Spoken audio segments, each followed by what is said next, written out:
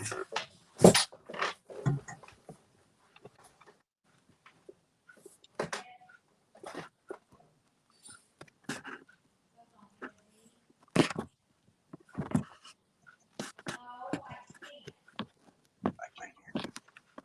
can't hear nobody. Me either. Can you hear me? I got to remember, I got to unmute myself.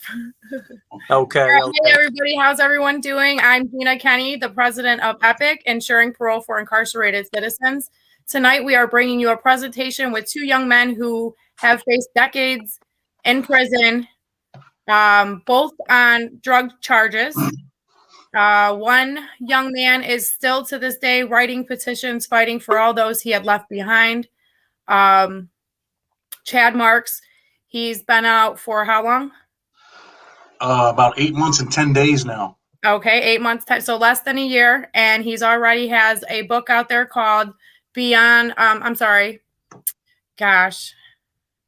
on the Razor Wire. There we go. I'm going to drop it down here below real quick.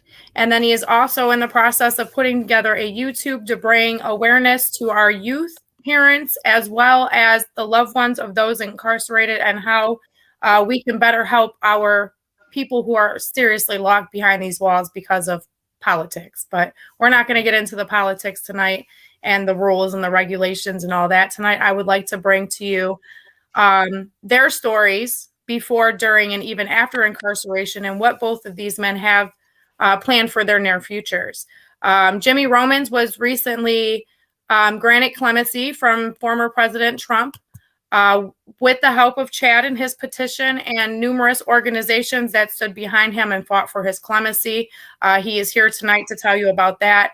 But first and foremost, I want to introduce Chad Marks, let him tell you guys a little bit about himself and how it was that he pursued the help and the petition to get Jimmy Romans here with us today. Okay, my name's Chad Marks. At the age of 24, I was sentenced to a 40-year federal mandatory minimum. I spent nearly 18 years of my life in prison, fighting each day to try to get out of prison. As I learned the law, I was able to help other people, including Jimmy Romans, who I met while we were incarcerated at Federal Medical Center in Lexington, Kentucky. We became friends pretty quickly. Then we became best friends, and he had some things going on in court, some things going on with his clemency petition, and I had told him, look, I think we need to touch this thing up, and that's what we did. We went in, we fixed it up, we sent it to Lisa Jacoby at Freedom Fighters to type up, put everything together, and Amy Pova was instrumental in helping him from the Can Do Clemency organization, as well as a bunch of other people, including Weldon Angelos. And, you know, by the grace of God, Jimmy's here today, so I'm happy about that. Me too. Actually, it was pretty crazy when I found out that you were behind his clemency as well as these other organizations. Well, he was my best friend. I had to get him out. And I say this all the time. I used to say, if Jimmy got out before me, I would be devastated. I thought we both needed to get clemency at the same time. And I ended up getting out on compassionate release. And, you know, I was pretty sad when I was leaving him, and he remembers that day. And I had told him, look, when I leave, I'm not going to forget about you. And we've all heard that story before. But everything that I told him I was going to do, I got out here and I did. And, you know, I'm not saying it was just, you know, all because of me, but I can tell you this, and just keeping it real, I was behind, you know, pushing a lot of people to push for Jimmy. But again, you know, by the grace of God, you know, he's free. Yeah, even before Jimmy was granted clemency, I did see the work you were already putting in for numerous other individuals. And it's crazy because I personally have been following you before you were even released as well.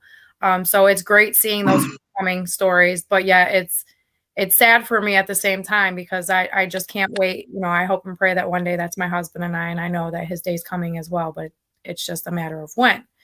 So I know myself, I've been doing a lot of the footwork on my husband's case all by myself. The digging, the requesting, the boots on ground, the whole 9 yards. I mean, he does have a great family support. Do not get me wrong. He has a whole army behind him. But as far as the footwork on the case goes, you know, it was me.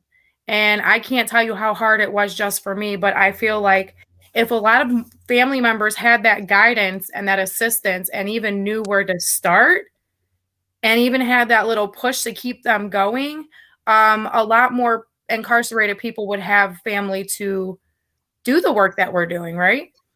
Let's go ahead and introduce Jimmy Romans real quick. Jimmy, go ahead and let's tell everyone a little bit about yourself. All right. I appreciate it. My name's Jimmy Romans. I was convicted in federal court for a conspiracy to distribute marijuana and ended up getting a life sentence. And I served almost 11 years of the life sentence. And then, like you said, on January 20th, literally the 11th hour, 9 hours before President Trump had to leave the White House, I was granted presidential clemency. And it was definitely a blessing. Chad, I was with Chad for about a year and a half, probably at Lexington. And it was probably it was probably the best time that I had served in federal prison, because like he said, we had some good times, man. We made friends quickly and stayed close throughout. And then still to today, we talk to each other every day. He's been a blessing. And like you said, with family, if it wasn't for my sister, I wouldn't have had one single advocate. And, I ended up having tons of them. And it's because she pushed so hard. She got my first interview back in 2012. And from then, it just was interview after interview. I was calling from inside federal prison and getting on radio shows. And it was all because my family was so strong and they kept pushing. They never gave up. But then at the end, it took, like Chad said, an army. And he was pushing that army. He was pushing them every day for me.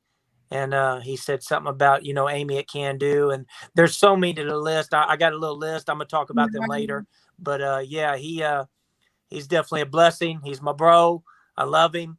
And he's done, while I was there with him, I witnessed at least 6 people get out of federal prison, the prison we were at. And he's remarkable. He really is. He's got a gift. He is heaven sent. I will agree with you there. Yeah, and he's relentless too. He really is. He stays in that law library. I got upset with him a few times because he wouldn't come out on the yard with me. But now that I look back and see, them people's freedom was a lot better than him coming out on the yard with me. So, thank the Lord for Chad. I agree. I appreciate that, Jimmy, for real. You're my buddy, man. I care about you. I couldn't leave him in there. You know what I mean? I just couldn't do it. I understand. Like you said, we had a lot of fun times. I lived on the 3rd floor. We had 300 people in our unit. We'd be up there using a iron to grill bagels with Spam on them and cheese, and had the music going. I actually had some computer speakers that I bought, so we had a good little music system in there. I mean, I'm not glamorizing prison, but for being away from family, Jimmy was my family away from my family. So I'm just happy that we're both here. I mean, you guys literally did break bread together. Spread shared the whole 9 yards. So I mean, I know my husband's got a couple of them, and I may not ever understand why or how or but I do know that there's a different type of connection on the inside, and you have to be leery of who you share with, who you hang with, who you surround yourself with, because even just like here on the streets, your every move, you still have to watch your every move in there too. Yeah. Someone's snaking, someone's stealing, someone's causing trouble, and happens around you, you're going down for it too. You can have a few, if you're in a cell, you can have like 3 or more people in there that are getting you for gang activity, so we had some incidents in there, believe me. Before I got out, some people stole my stuff. They thought I was someone else. Oh, see. Well, they stole the wrong person's stuff. So no, I bet. Huh, Jimmy?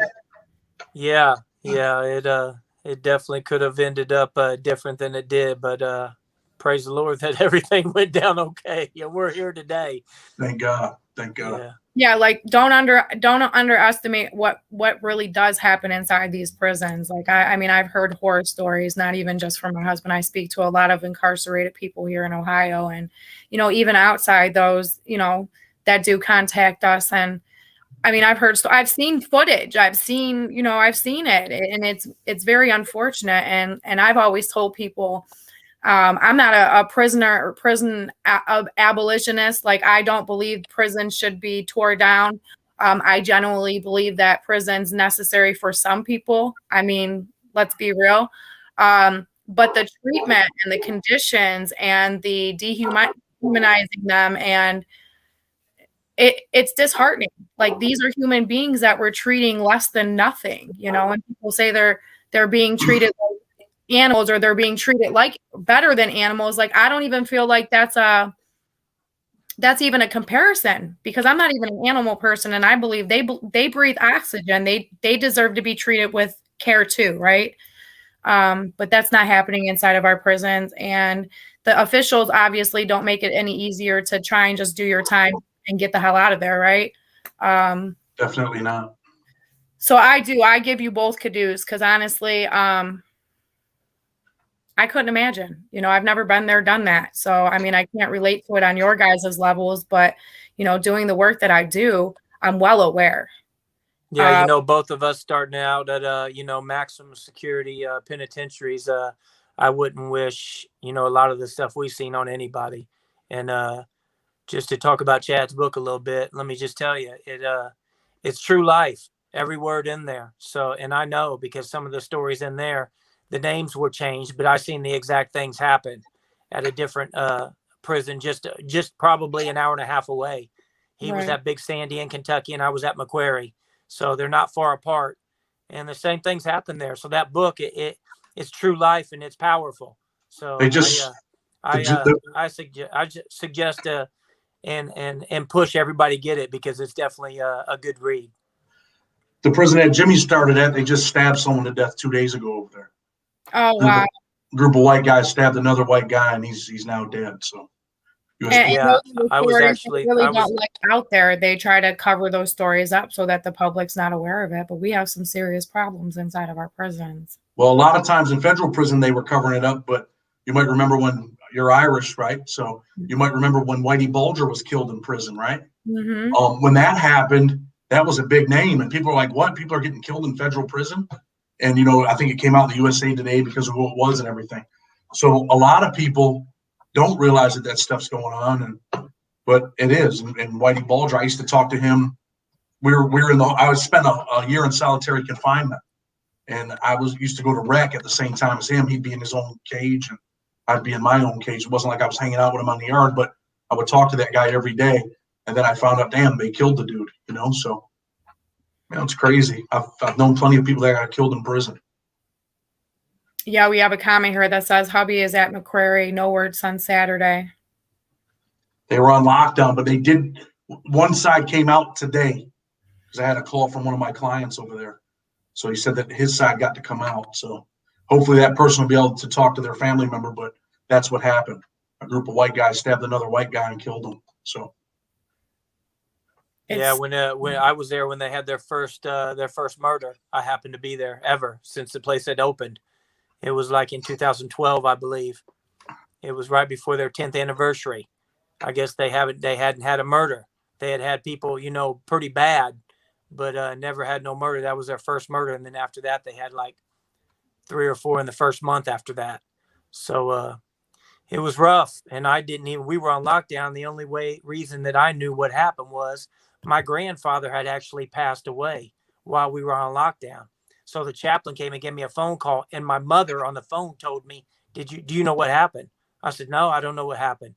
And she actually told me from the streets that somebody had gotten murdered inside the same prison I was at. Wow. It's crazy because usually around those prisons, words travel quick.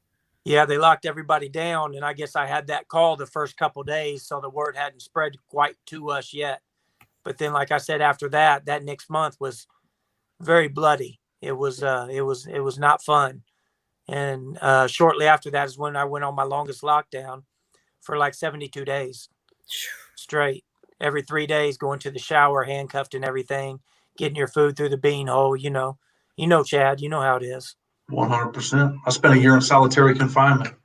Yeah. I'll tell you what, I used to think that stuff was nonsense when they would say, mentally it destroys people. And after 3 or 4 months, I started thinking the cops were spitting in my food.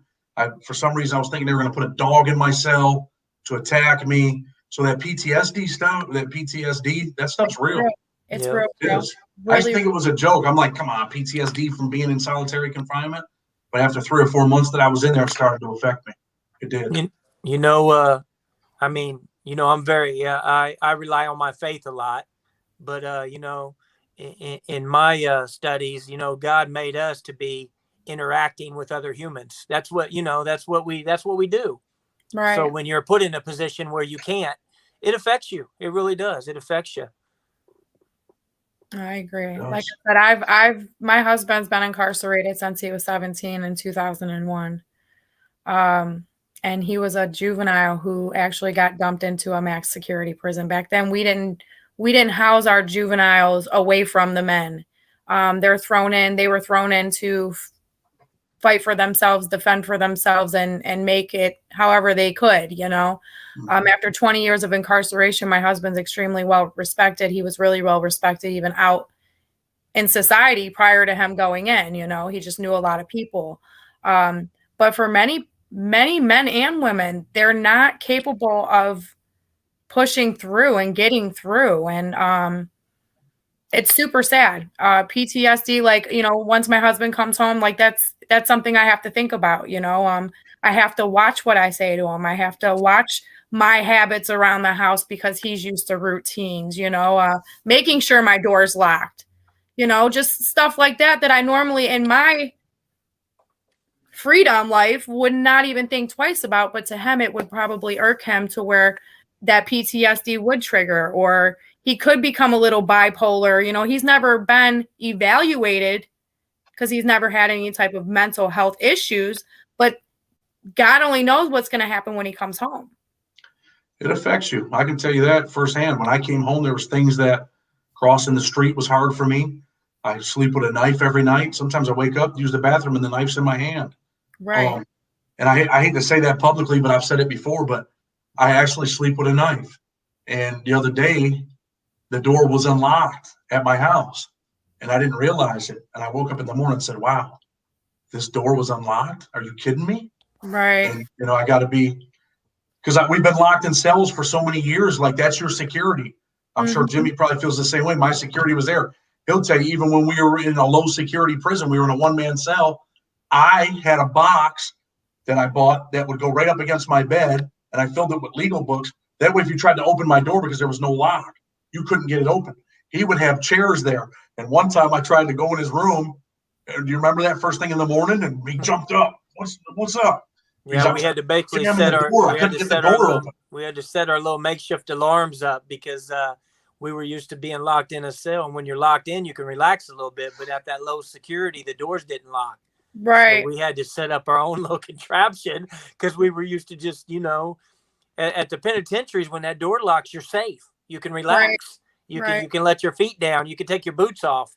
But when them doors are popped, you're on guard 24, the whole day. Yeah, my husband's institution, and it hasn't been like this always. It's a level 3, and we have all the way up to level 5s here in Ohio. And they lock and unlock their doors every half hours. So, if he's out the cell, when they go to close the door, he has to wait another half hour before he can go into a cell. Or if he gets locked in, vice versa. And that has to do with a lot of the running up in people's cells, stealing stuff, the fights, because we know that that's where typically the fights happen and where the stuff gets hidden. So they're constantly having them on lockdown, and it's absolutely crazy. I could not imagine when COVID has started, a lot of our supporters, our prison wives especially, were getting really emotional about, not seeing their husbands. And sometimes they were getting hostile or getting angry, or they were just this different type of person. And the easiest way I could explain it to them, my job, we had 20 people. I couldn't even imagine being in that establishment for more than a week with those 20 people, let alone now we're on a year. Yeah. So, you really have to be mindful of what they are really going through mentally. Even if they've never had any mental issues, period. No one's ever had the prison system come in and be like, okay, you're not getting visits for a year. Right. Okay, you're not getting rec for a year. Yeah. So yeah, it was rough. I was in there with Chad when COVID started, and man, we barricaded ourselves in the doors. The only person come to my room was him. The only person go to his room was me. Had I had a signs up on sign. our door, no company, no Stay people the heck come. away. I had Right. a sign on my It was door where I rough said, getting "Do not come in my room." sack lunches with bologna every single night for dinner.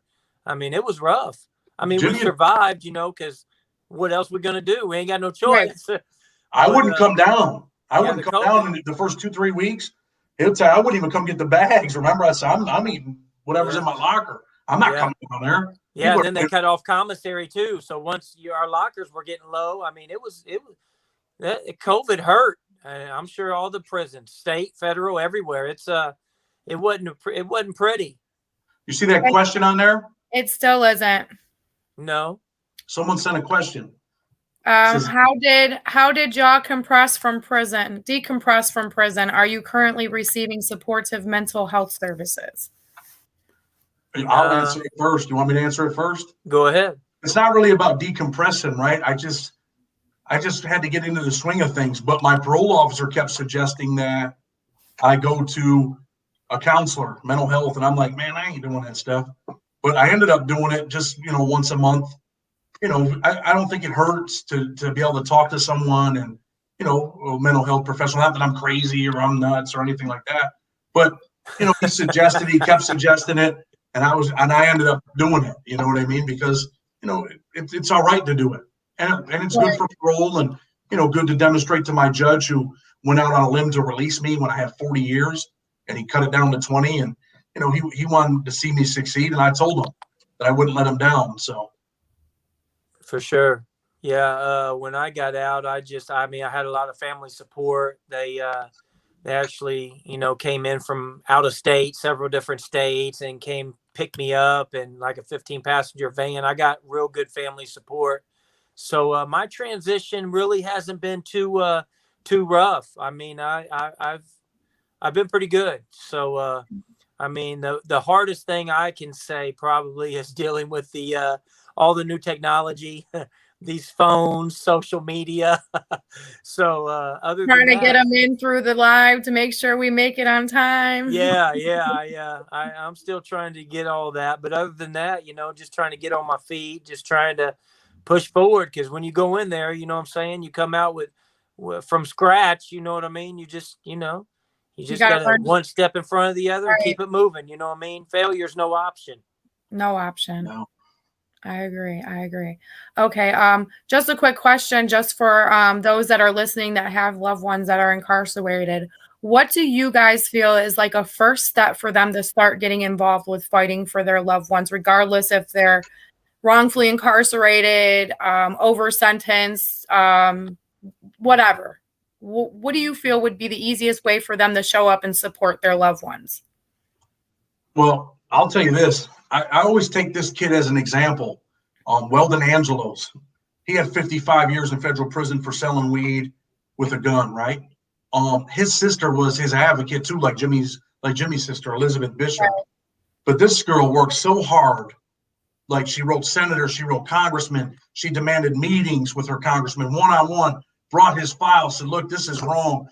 She got in contact with his judge, who was already against the sentence that he gave, but he had to give it because it was a mandatory minimum. I'm a true believer that, perseverance, you got to keep pushing. It's hard because some people want to give up, Had I have given up, I would have never got out. I wrote my own motion. I laid in my bed and wrote it, and Jimmy and me were friends. I'm getting out on this right here. I always used to say, if I don't believe it, no one else will. Right. So the family member has to believe it. They have to get involved. And you know what? There's going to be a lot of no's, but don't take no for an answer. Keep pushing. There's been plenty of times where I was like, man, Jimmy, I don't know if I'm ever getting out, man. And Jimmy'd be like, man, we're getting out of here. Trump's going to let us out. And then sometimes we'd walk around the area and be like, you really think he's going to let us go? But you can't never stop. And if you're advocating for your loved one, start talking to people. Put stuff together, man. Write letters. Call. Don't take no for an answer. But the most important thing is demand a personal meeting in person with your congressman, your senator, and say, I want you to support my loved one's clemency petition. As far as being in prison, I'm a firm believer in rehabilitation, right? I completed over 100 programs. I taught GED classes. I taught Leaders Breed Leaders. I facilitated alternative violence project seminars. I got a college degree in prison. I learned the law in prison. And, there's guys now. I had a guy write me today and said they denied his compassionate release because of his post-conviction behavior in prison. There's guys right now that are kicking themselves in the butt because the law ended up changing. And guess what? When they thought they had 50 years, they didn't care. No one cared. So, hey, who cares? I got 50 years. I'm not going to a program. Well, now the law changed, at least in federal court. And they said, hey, if you rehabilitated yourself along with another factor, you could possibly get out of prison. And those guys now that didn't do the right thing, it's not working out so good for them. And, you know, sadly, and I feel sad about it because, you know, a lot of them guys do deserve a second chance, but they gave up. They just simply gave up. They didn't care anymore. Nothing mattered. And, you know, I was 24, walked into federal prison with a 40-year sentence. And there was a point in my life where I said, I didn't care either. They're like, man, you're going to Big Sandy. They're killing people. And I felt like, well, if they kill me, so what? I don't have to do a 40-year sentence. But then I started to educate myself, and I realized I do care. If they do bring parole back, I don't want to go to the parole board with a bunch of write-ups for, you know, selling drugs or stabbing people or having weapons or selling drugs in prison. I want to go there with a resume. This is who I am today. That's who I was before. I'm no longer the person I was that made those irrational, irresponsible choices. So that's what people should be focusing on. Family members should be writing, doing all that stuff, but they should also be encouraging the person that's in prison. I agree. And we talked about that today. You know, EPIC is a part of a coalition we're building here in Ohio. It's the umbrella, Spreading Love Unapologetically. It's the umbrella with 3 organizations here. And we spoke about that today. We just had a parole seminar yesterday for Ohio. It was basically a DOC putting on a stunt for the community as if they're really doing things and making the right moves. But first and foremost, what angered me was the chairperson of our parole board, Alicia Handbrick, said that there is a she said parolees and releasees are 2 different types of animals. So why is someone that refers to human beings as animals sitting at the top of our parole board first and foremost? But again, they're trying to band-aid the nature of crime, because that's what most of our individuals here get flopped on, is nature of crime, which never goes away. But now they're taking into consideration the extent of the crime. Why are we resentencing for the crime when they already got sentenced by the judge for the crime? Why aren't we flopping on rehabilitating them or their accomplishments, or they're not, what they're doing now versus what they've done and already been sentenced on? And that's the problem in Ohio, is a lot of people don't know that that's what they're doing. Well, this is the problem. A lot of them forget that the punishment comes from the court, right? Let's say a guy does have 25 to life. If he went to prison, he did the right thing, he rehabilitated himself, he's entitled to a second chance. I believe that. Like this guy's asking a question here. He says, well, to Chad, whatever happened to Kippa Mau Mau's case? Was he released? Kippa Mau Mau ended up with 125 years at, I believe, the age of 19. The judge granted his compassionate release motion. He had the same charges as me, but with the guns. And 5 years, 25, they stacked them all up. The judge released him. Me and him had the same lawyer, former federal judge John Gleason. Kippa didn't get out of prison because the government appealed his case. But his judge said, I believe in this guy. I'm the judge. I believe this guy deserves a second chance. He was a young man who made some, bad choices, went to prison. We had to give him 100 years mandatory minimum. But, since he's been in prison, he's done, all these programs. He's got his GED. He's never had a write-up. He's changed his life. I'm going to release him. And the government, through the Department of Justice, which I always say is a Department of Prosecutions, because that's not justice. He's got more time than someone that kills people. The dude deserves to get out of prison, but yet he's still sitting in prison waiting on an appeal that was argued, Jimmy, 8 months ago. His appeal was argued the same week I got out. And he's still sitting there. It's absolutely ridiculous. The same thing they tried to do to you when you tried to walk out and they put a stay on you and you had to come back. Man, that was one of the worst days of my life, Chad. Wow. Look, it was worse than when I went to, do you know that story? I was released. My judge released me too. My family came to pick me up. They were in the parking lot. I told my family, don't send me any clothes. I'm good. Wow. Bring the clothes with you. I'll go to the hotel, shower, and then change and all that stuff. So my family's there waiting for me. If I would have had clothes sent, the CO told me, hey, I'll let you go first. You got clothes? I said, no. He said, well, I'm going to get the guys with the clothes first. As I was walking out, I was probably 20, 30 feet from the gate. and they called on the walkie-talkie and they said, "Stop Chad Marks. They just filed an appeal. Stop him. Do not unlock the gate. Do not let him out." And they turned me back around and took me back in. And that hurt more than when I lost trial. I was devastated. Devastating. Yeah. And then I went back to my unit. I lost my one-man cell. And that's when these dudes, whatever happened, they stole my stuff. They thought I was the dude that was in this cell. And then I was just like, you know what? I can say it publicly now. I said, I don't care. I'm never getting out, man. There's no way of beating the government. And I went to dudes and told them, hey, it got a little bit out of control. I just snapped because that just happened to me. And then they stole my stuff.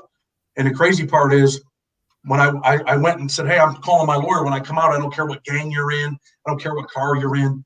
If my stuff ain't back, I'm just going to start slapping you dudes because they're all using drugs and, stealing people's shit. So I slapped one dude, came out, my stuff was back in my room. And I still went back and started getting all the drug addicts that are stealing people's shit.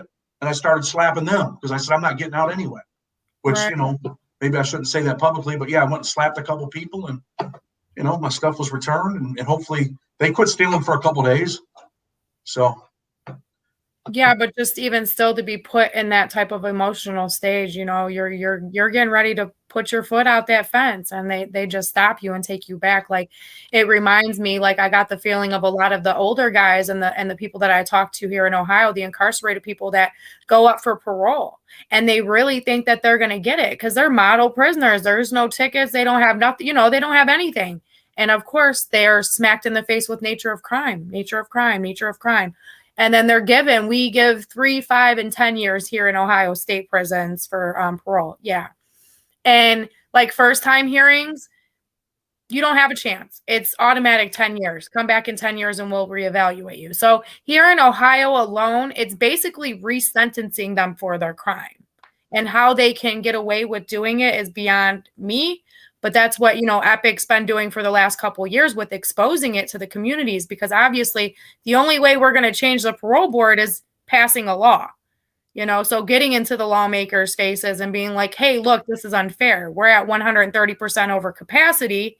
Many of these people are deserving of going home. And, I know we fight on a state level and you guys were federally, you guys were in federal. And things are different between the two, but there's still things that people are like, oh, well, federal, they get everything. This First Step, they started opening doors for people. What about the people in the state?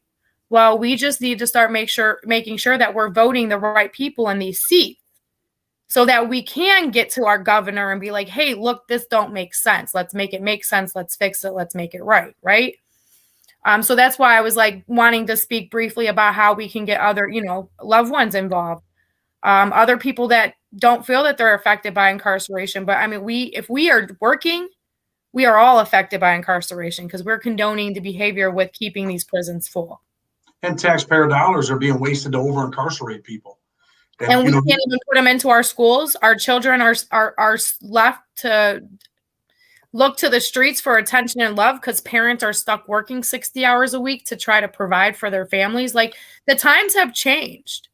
Sure. And it's super sad that we're continuously profiting.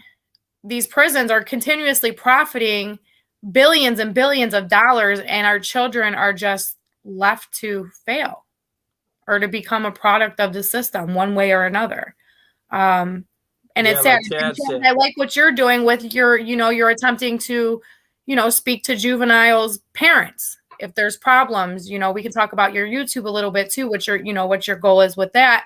And the fact that, you do want to mentor the youth first and foremost, because we have to get in tune with our children because our children aren't learning like we were when we were growing up. They've just been subjected to so much that they don't even know what's right from wrong anymore. And let me say this, right? Because you mentioned the YouTube channel.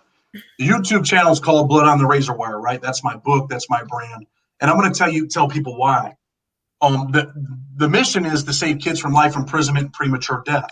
But I think we can do it through some of our stories, right? Because I'm just going to keep it real. A lot of people are fascinated by prison. We live in a society that glamorizes, the John Gottis and the Bonnie and Clydes. That's what we're taught in movies and things like that. And everyone has a story to tell. Everyone that's been to prison has a story to tell. And kids are fascinated by that, right? Adults are too. Everybody wants to know about prison. So that's the way to draw them in. You draw them in with the stories, but you also give these kids advice, through this. And that's what I'm going to be doing, 2 or 3 videos a week. And on Sunday nights, I'd like to have a live like this on StreamYard where parents can, ask me questions. You got kids that you're having issues with, ask me some questions. And I'll try to do everything I can to point you in the right direction and what you should do. Because I think that, a lot of times we fail. We fail and we fail as a society when we have Jimmy Romans sent him to prison when marijuana, and he had small kids. So now these kids were growing up without their dad. There has to be consequences for actions, but do you send a guy to prison for marijuana for the rest of his life? Right. Do you? Do you take the father out of the household for all those years? So now the son, does he continue in that vicious cycle of poverty in prison? And in a lot of cases that happens. Not necessarily Jimmy's case, but his kids are well-rounded and great kids, and he did his best to be a father from prison. I know that. But a lot of kids aren't so fortunate. I agree. They're not so fortunate. And parents, sometimes I've seen parents out here that are just ready to give up. They're just like lost them to the street. And that's why it's not just about prison, it's saving kids from life imprisonment and premature death in the streets. How many kids are getting killed out here by other kids? So that's the ultimate mission with the YouTube channel. But we're going to do it through prison stories and what's really going on in there. People should know that people are getting killed in there. People should know that people are being stabbed. I was stabbed in federal prison at Big Sandy, one of the most dangerous, if not the most dangerous prison at the time. Yeah. So, I do have a story to tell. I wasn't always a nice guy. I was alleged to have been a gang member for many years in prison and by the government. And then I changed my life. Like I said, I got a college degree. I changed. But the environment that you're in sometimes, like me and Jimmy were in, people think camp fed. Like you said, they get everything. Let me tell you something. That's all bullshit. Federal prison is a dangerous place. People are being killed in there daily. Right. I spent 4 years in a maximum security prison in New York. It cannot hold a match to a maximum security federal prison. New York State prison is nothing compared to federal prison. The food, everybody out here thinks we eat good food. The food's so nasty, I wouldn't even eat it. Remember, Jimmy? Yeah. I wouldn't eat the burgers. They were pink slime. I couldn't eat them. The meatloaf was falling apart. I wouldn't eat the stuff, but Jimmy loved it. I wouldn't. I said, "How are you eating that?" "Oh, it tastes pretty good to me." But I would eat like mashed potatoes and corn, but I would not. I guess I just got used to it. Unfortunately, I could not eat the meat. So there's a big misconception about federal prison. We can't watch rated R movies where little kids in there. They play movies like the Smurfs, and I'm like, "Are you kidding me? Are you serious?" We don't have TVs in our cells. We had an MP3 player. I bought some contraband computer speakers just so we could have some, loud music. But it's not what people think. We're not out playing tennis. We're out there fighting for our lives. Yeah, I don't think any prison, whether it's on a federal or a state level, any incarcerated person's just getting life handed to them at all. And it's super sad. Like I wish they would take cell phones and not make them contraband. I wish people were, more people did have cell phones and did the right thing with them when they had them in there. Yeah, I get it. They're contraband, but they're contraband because the prisons don't want the truth coming out here, right? So those that do have the cell phones, like we need the pictures of the food. We need the pictures of the mold. We need the pictures of the showers not working, and a lot of them, when they get these cell phones, they just, they're out of control with them, if you ask me. They're not doing the right thing with them, like you're saying. Yeah. And they could be. They could be. It would make our fight a lot easier. And I get it. It's contraband, but they're getting them anyways. The COs are bringing them in. It's a hustle. Like the drugs are coming in from the COs. The cell phones will never stop that coming into the prisons because the COs are never, ever held accountable like we, the family, would be coming on the inside, to see our loved ones. We get blamed for everything. Jimmy can tell you this. I tried to buy, because I knew I was going to court, I was trying to buy content from dudes that had cell phones. We had this hole that was about, 8 foot on the 3rd floor in the ceiling, and they had a hose running down out the window to drain the water with a bag on it, right?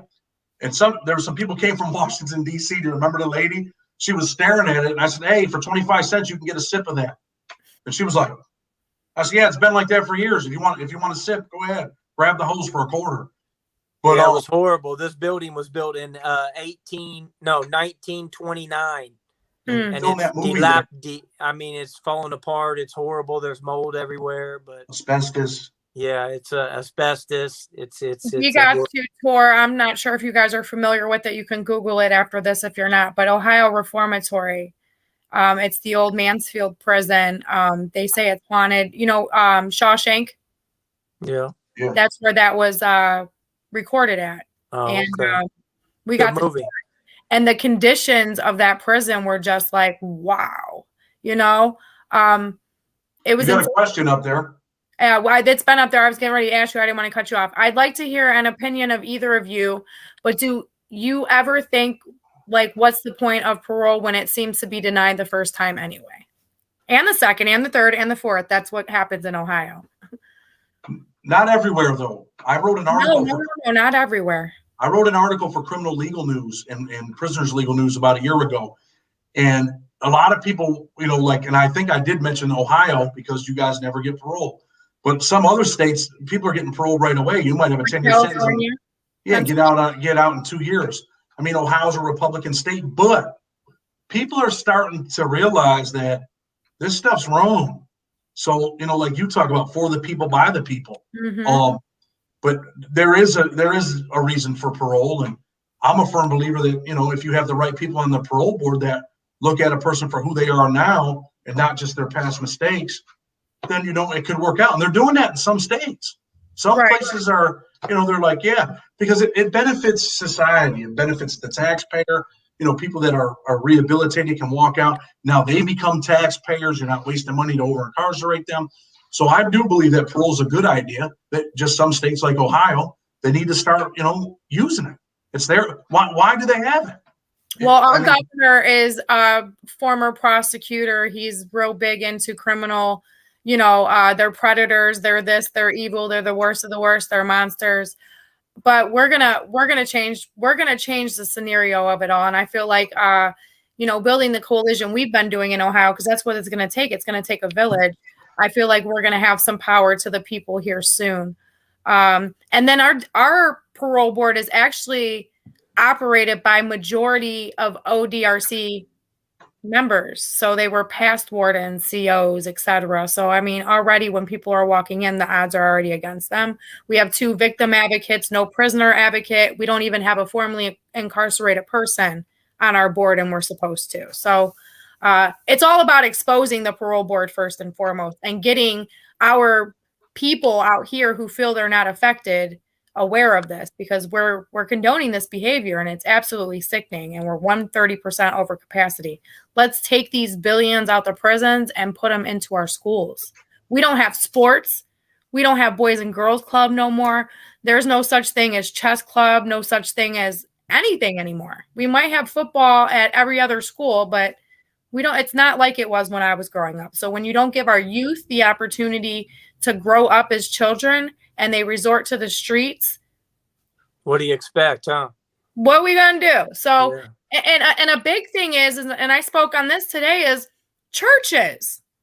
Back when I was growing up, churches used to get involved in all kinds of things, whether it be youth activities, whether it be homeless, or even incarcerated people. Like, they could rely on churches to help them.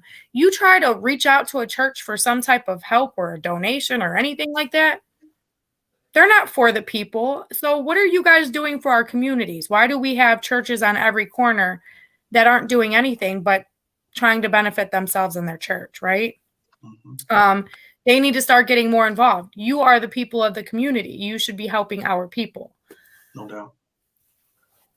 When I was a kid, it was like that with the churches, you know. The churches would take you out to, like, hockey games here. And I was in an Awanas club. I'm not sure if you guys had that in your state, but I know they used to be statewide. Awanas. Never heard of it. Yeah, we did Bible studies. Yeah, Bible studies, and then fun and games, and then, you know, we did like Olympics, got medals for it. Like, that kept us out of trouble. Mm-hmm. Yeah, you know how Chad was talking about his YouTube a little bit. Just to explain a little bit, what I want to do also is I'm trying to work with the inner city and work with Section 8 and spruce up these old abandoned homes down in the neighborhoods for these low income families. And then once the low income families get in there, I want to structure a group of mentors around me to then mentor the families that get placed into these homes, so the kids can have educational things and different programs. And they could also teach the parents how to get better opportunities, a better job, so they don't think that they have to rely on the state to pay their bills. They can actually better themselves. So that's what I'm trying to push for in the near future. Well, I know one thing. I'm highly appreciative of the both of you, and so is my organization. We definitely love when, you know, men and women come out into society and they restore themselves into citizens, you know, and they're doing the right thing and they're pushing forward to do all they can to, you know, get by and get through, because you know how hard, I mean, I've never been there, but I have a lot of people that I deal with, but we know how hard it is to just keep pushing forward. Like, even though you're free, doesn't mean that you can't make one wrong move or have the wrong people around you, and something could ever, you know, something could happen and it could take your whole life away again. You know what I mean? But we definitely appreciate the work that formerly justice involved individuals continuously. I mean, I watch you guys every single day work, share your story, share each other's stories. You're empowering each other, which I love it. The brotherly love between the two of you, because that's what it takes, is positive reinforcement. My husband, you know, I haven't seen my husband since October of 2019. I've been digging through his case for the last 6 years. I don't want to tell on myself all the way yet, but this last year has been pretty hard for us, because I was, you know, I used to go visit him every single week for 6 years and, you know, never missed a week. And then we were taken from each other before COVID for 6 months. And then my restriction overlapped COVID. So it's been over 500 days now. Visitation's getting ready to open up. And this last year, like, just dealing with each other has been extremely hard for the both of us. You know, we've known each other since we were 12 years old. We've never had any type of tone of voice with each other. It was always cordial. And, you know, we've had to raise our voices at each other and get angry with each other a little bit. And just recently I shared something with him, and it's really great news, but the hope, like the instant hope in his tone of voice and his attitude, like right then and there, it was just like, finally, we're back to normal again, right? So I feel like when these individuals don't have anything to look forward to, that's the problem. And they should, whether it be family, whether it be classes, whether it be programming, whether it be religion, they have to have that. And a lot of these prisons aren't providing the resources for rehabilitation. So now what do we do? Yeah, it's funny you said that, because me and Chad heard many, many, many, many times, you know, hey, clemency's coming. It's coming. We talked to the right people. It's coming. But, you know, that kind of kept us encouraged in a way, even though it didn't come when they said. They were still working. Don't get me wrong. They were working, right, but it just wasn't panning out at the exact time that they were saying.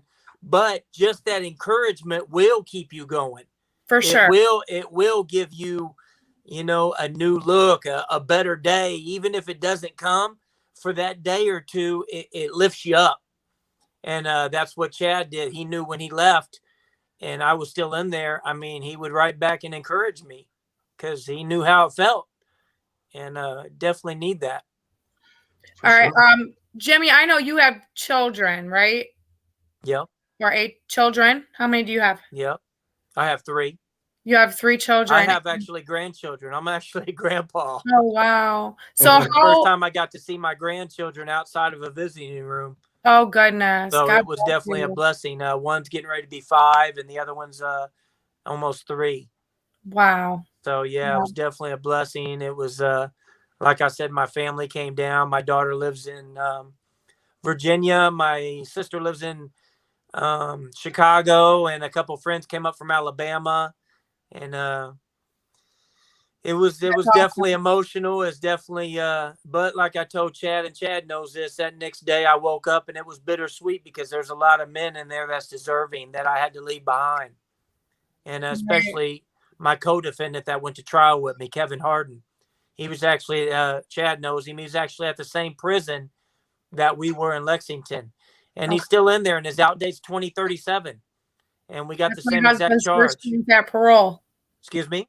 That's my husband's first chance at parole. Yeah, so That's horrible. there's a lot to still fight for, and people fought for me, so I feel obligated and definitely want to pay it forward and keep fighting, because there's definitely men that's been doing the right thing. They've been programming, they've been staying out of trouble, and they got they got sentences that no one deserves for drugs especially. So I'm gonna keep pushing them. Chad's gonna keep pushing them. He does fantastic work. He does fantastic work. I know he's going to get hundreds of more people out of prison. I just know he is. Well, anyway, we can help and support you, Chad. You definitely have Epic's full support. Like I said, I back both of you guys. I have no problem promoting anything you guys do from here on out. We appreciate you guys. Keep that work going. I got a guy from Ohio too, Chris Hunter, man. He was real close with us. He's in federal prison with a 35-year sentence out of Dayton.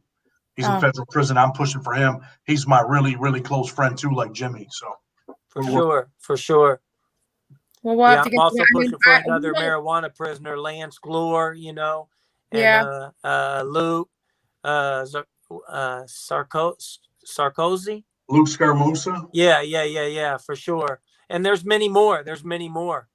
But I agree. There's many. And you know what? Everyone always asks me, like, my husband's wrongfully incarcerated. I have the proofs of the facts, all that. And they always say to me, like, it's insane to them that I don't just fight for my husband, but I majority fight for them all, because I know that there's many more deserving in there too, just like my husband. He's not the only one. And a lot of these people don't have the support or the loved ones or anyone that has, I guess, that drive and ambition that I do. Because, I have a huge passion for this. You have to have it. You have to have it. I know, and God's great timing, my husband's going to be home, right? That's right. But I don't feel others have that opportunity if they don't have the right people in their corner. You're 100% right. 100%. That's how I felt. My sister even said there was days that she felt like, this is never going to work. But she just kept pushing. Just kept pushing. You just have to. I mean, believe in me, like I said, I've been doing this for 6 years. I've been organizing with an organization for 4 years now, been on a board. And there's many a times I'm just like, it'd be easiest just to give up and turn my back, the anxiety of it. And, always feeling like you're failing, you're not getting far enough, or you're not being good enough, or you're never going to win. Because let's be honest, this is David versus Goliath. Yep. And it's hard, but I know that I have a lot of people behind me rooting me on. I have a lot of people behind me that are like, Gina, like you're heaven sent. You're the little fearless girl from New York. We appreciate you. And just that encouragement keeps me going. That's right. Knowing that I'm impacting people that I've never even met in my life. We've had phone conversations, JPay conversations. That's as far as it's went. I don't research what they're in there for. Like, these individuals are very smart people. Like, why can't we bring them out to society so that we can have people to mentor our children, to let them know, like, the real effects of prison, the real effects of the system? Yeah, I agree. I commend you for what you're doing, because a lot of women don't stick by their husbands, and for sure, people don't advocate. So I've said this about you, and not on no disrespect stuff, but usually, you're an attractive girl. It'd be easy for you to go do whatever you want to do, right? But what you're doing is, commendable, because that's right. A lot of women do walk away. It's not an easy thing. I mean, I'm sure Christmases are hard and Valentine's days, and you want that companionship. But you know what? Hopefully your breakthrough's coming, and anything I can do to help, I'm more than willing. I don't do Ohio State cases, but anything I can do to push your agenda or push your husband, I'm more than willing to do, because I respect you and I respect what you're doing. All I ask is for people to like his fight page, Free Peter Kenny Jr. At that little @ sign. That's all I ask. And just, keep following and share what you can. I actually I have a phone appreciate you interview guys, next week. though. I actually have a phone interview next week with somebody out of Ohio. So I'm definitely send me his info, and I'm going to definitely give him a shout out on that show too. And then your guys' little promise for me is if you ever do travel to Ohio, please get a hold of me. I'll drive wherever you are in Ohio to meet up. But I'm right next You're in door. Cleveland, I right? know I'm going to be going to Kings Island here soon. see, I will travel in Ohio. Hey, before we go, can I just have 20 seconds? I just want to give a little shout out to a couple advocates, if that's okay. Please do. Actually, I told you to make sure you guys had your list together. Sure. In closing, I just want you guys to kind of explain what your childhood, not your childhood, what type of boys you guys were prior to getting into trouble. And if you feel that your childhood had an effect on your incarceration. Okay, yeah, for sure. I mean, I can't say I had a rough childhood. It wasn't, my father traveled a lot, so it was just me and my mom. But I kind of veered off on my own, actually, and, got into the marijuana about 13, 14, and then found out, you can make a little money off of it, and then started venturing out. And then I got into doing burglaries when I was younger. And I left home when I was 16, 17, and got my first house. So from then on, I just, was on the streets. I ran the streets. The streets was my life.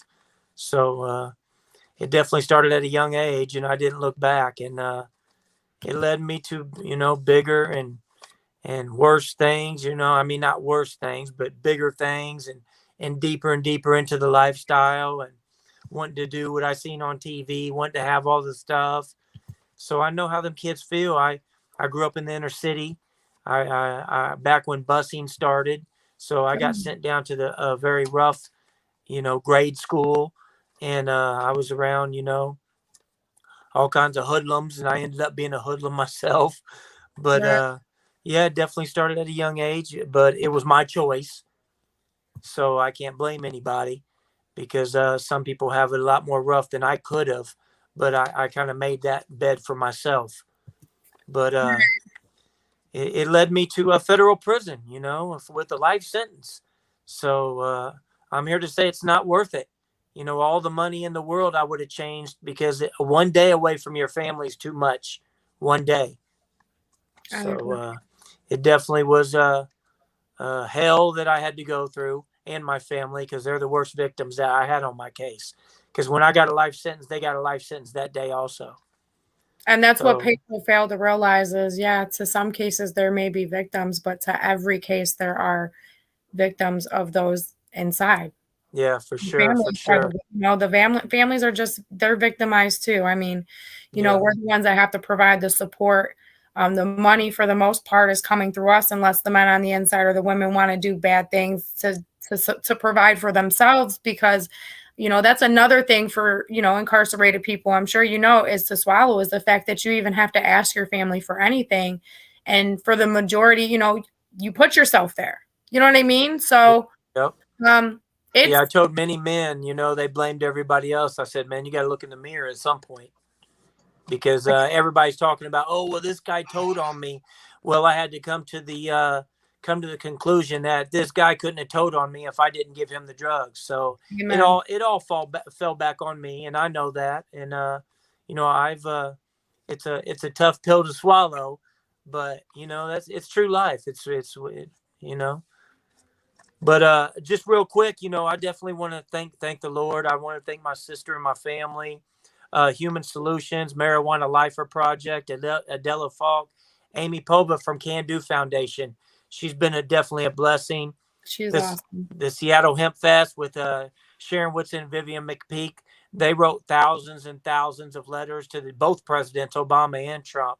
Nice. Kristen Flores, Stephanie Landa with Freedom Grow, Beth Curtis with Life for Pot, LPP, the Last Prisoner Project. They're really, really, really a great company. Beth Curtis is actually out of Ohio. Okay. I don't know if you know her, but she's out of Ohio. Chad Marks and Lisa Jacoby with the Freedom Fighters. With the Freedom Fighters, definitely detrimental to me being here right now, sitting in this house. and I love him and I thank him. Weldon Angelos with Mission Green. Alice Johnson. Can't leave out Alice because she's been a blessing to many people, and she said that she read my case from front to back and saw that I was deserving. So she's definitely a great woman. Jessica Jackson from Reform Alliance. She's definitely a great lady too. She was working hand in hand. And Ivanka and Jared Kushner. They're the ones at the end. This is what I heard from the last 2 days. I heard President Trump ask Ivanka and Jared to come into the Oval Office. They had a stack of petitions in their hands. He said, I'm giving you guys 30 seconds to tell me why each person deserves to be out. So they had 30 seconds to give their little pitch on why the person that they were holding their names deserved it. So whatever they said touched his heart, and he granted me presidential clemency. Amen. And this last weekend, I actually went to Chicago, and me and a former prisoner that just got clemency also, Craig Cecil. He lives in Chicago. I went up there to see my sister, and he said, hey, let's meet up and get some pizza. I said, that's great. Well, come to find out, we got a host. Somebody got a hold of Ivanka Trump, and she wanted to comp our meal at Trump Tower. Oh, wow. So we ended up going to Trump Tower. We got a 5-course dinner, Trump compliments of the Trump family. And we were treated like kings up there. So I definitely want to thank Ivanka and Jared and former President Trump for what they've done for us, and definitely a blessing.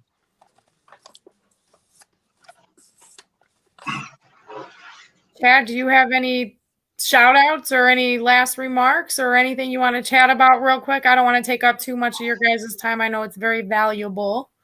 No, thank you guys, and I appreciate you guys so much for being here and doing this with us. One more thing. I appreciate you. Thank you for having me. Yeah, for sure. I'm just, the stuff that, my childhood was a little rougher than Jimmy's. My father was a drug addict. He left the house when I was 3. And I talk about all this in my book. I was raised by a single mother on welfare. It wasn't easy. I never used drugs before, never even smoked weed before, ever. Don't even drink coffee. But I got into the drug game to try to make a better life for us, for all the wrong reasons, right? I was 13. I was selling drugs so that we could have clothes and, things that we needed as kids for me and my sister. That doesn't make it right. I deeply regret the choices that I made. Right. As far as shout outs go, Jimmy's a little nicer than me for some people. I feel that some people are, do things because they want to be out in the public. They want to be in the media when really it's supposed to be about the people. And, I happen to know, some of the inner workings, and I don't respect everybody that's involved. But on the flip side, Amy Pova, like he said, wonderful, wonderful lady.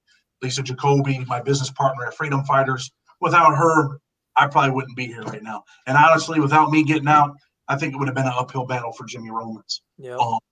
But, I just, I think everybody that's in the fight, that's sincere, and I thank you for what you do. And I'm praying for your husband, and, people tell people, hey, grab the book, go on that YouTube channel, subscribe. We'll have content on there starting Monday. We got some real good interviews. So you can find that on Blood on the Razor Wire TV on YouTube. Hit that subscribe button and follow me. And I promise you, we're going to do some big things. Yeah, I did drop the link to both his YouTube and there's his YouTube there. I know it's not a quick link, you guys, but if you go and search Blood on the Razor Wire, Chad Marks, it pops right up. I might have to teach him how to make a shorter link anyway. But yeah, thank you guys both for being here this evening. Don't let this conversation stop here. Like I said, Chad's got some things upcoming on his YouTube 3 times a week. Jimmy's in the process of getting his things together as well. Believe in me when I say we will not be strangers. I would love to do this again some other time, maybe a different topic. Like I said, I appreciate you guys so much. Thanks again for being here. And if there's anything that I could do to help assist you or promote you, or Epic can do it, I'm here for you guys. Thank you guys so much again. Yep. Thank you. You guys have a good night. Okay. Thank God you bless too. I you. appreciate you. All right, everyone. Thanks for tuning in with EPIC, ensuring parole for incarcerated citizens. We have dropped links to everything. If you have any questions, please reach out. And if it's to contact Chad or Jimmy, I will do my best to get you in contact with both of them. Have a great night, everyone, and thanks for tuning in. All right.